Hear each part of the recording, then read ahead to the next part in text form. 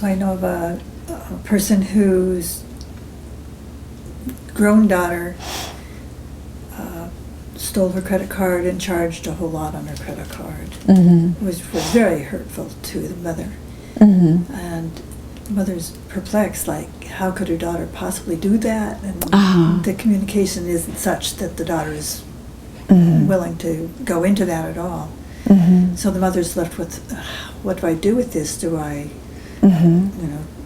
make this a legal situation? I don't want to do that. How do I come to peace about this kind of a situation? Mm-hmm. So where the child's actually stolen something from the parent, an adult child has stolen something from the parent. So I would have to ask some questions. Were they frivolous purchases, or were they things that the child needed? Probably not frivolous to the child, but not necessarily according to the parent. Of course, there's two perspectives.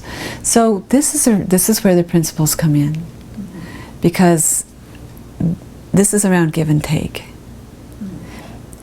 So if I hear a situation like this, where the child has taken the parent's credit card and adult child has gone and charged a lot of things on it, and the mother, and now the communication is broken down, and the mother's devastated and probably feels betrayed and hurt, stolen from. Now I'm going to look in two places. One, because I'm thinking systemically. What happened with give and take in this system that this action makes sense in some way? Some curious way that I don't understand yet. And I'm going to wonder about give and take in the childhood period. Does that child either feel entitled, was given too much, now has not been that's been cut off? Was there a place where the mother didn't give and the child is now taking? Is there a larger pattern? Was there thievery in the family fortune? Did someone hurt someone to get the family fortune, for instance? That often happens.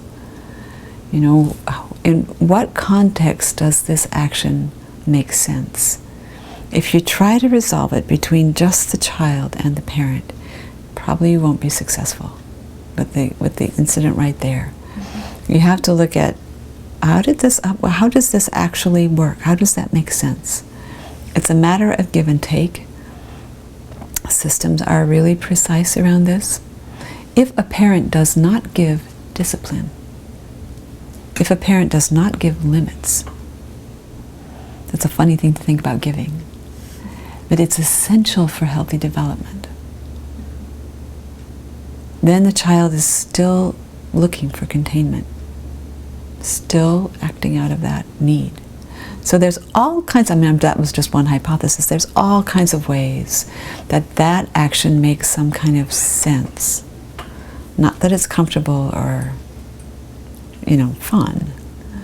But if we enlarge our perspective to a systemic perspective, and we understand that systems are always trying to find that dynamic balance of give and take, and that there's healthy ways of doing that and unhealthy ways of doing that. There are ways that strengthen the bond between family members and reinforce the positive, and there are ways that create destruction. And once we understand those dynamics, this is one of the basic principles, then we have a whole other way of going about unpacking this and helping both parties make sense of the action in a way that allows them to begin to repair the relationship. Because that's ultimately what should be our goal. Well, there's a number of couples cases I've done where I call it the two wounded children. The two? Wounded children. Oh, okay. And oftentimes couples will find a way of getting on with things, they've sort of, Stan Tatkin likes to say, they sort of managed to get the bite to fit the wound, and they've accommodated this until something changes. A child's born, someone loses a job, a parent that has been supporting the couple dies, fill in the blank. So when something shifts in the couple's relationship, then we have the situation where this pattern where they sort of had ameliorated each other, they sort of accommodated to each other's wound, then the wounds become fresh. Now we have two wounded children in adult bodies, trying to sort out the relationship.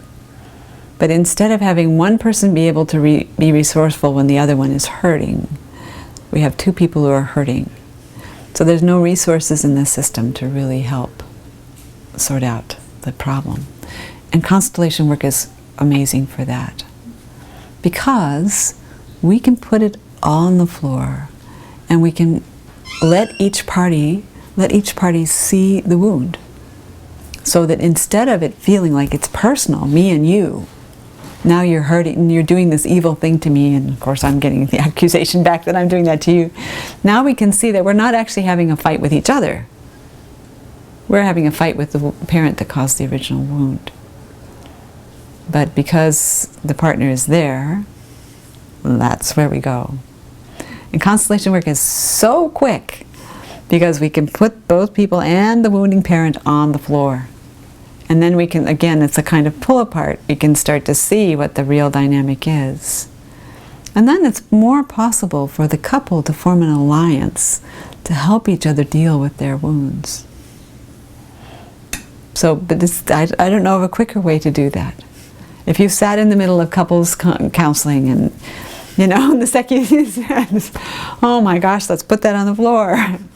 And then we can actually clarify. Again, we're making distinctions. We can clarify what's really going on. Who's the fight really with? And that really helps a lot.